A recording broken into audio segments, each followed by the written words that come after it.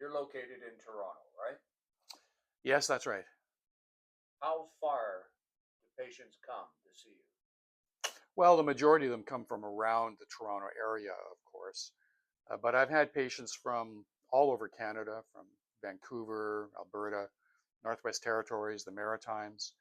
So that's not that uncommon.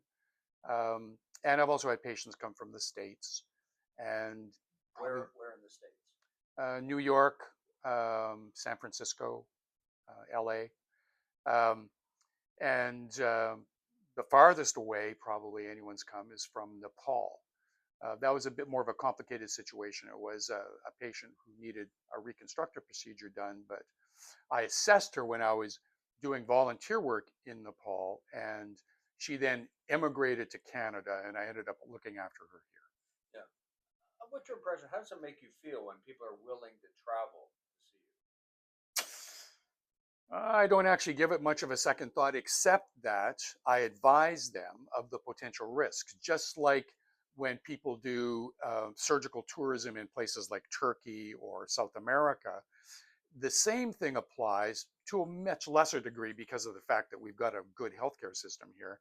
It still applies that if you have a complication and so on, you're better off close to home. And so I usually advise them of that and advise them to consider seeing someone closer to home because of that. However, having said that, I do a lot of work in uh, uh, countries all around the world as a volunteer. I'm familiar with the differences in healthcare systems, and a lot of the stuff I do is a specific technical skill that can be translated and effectively applied here. And once you've gone through the first week or so of recovery, usually you're pretty good to go.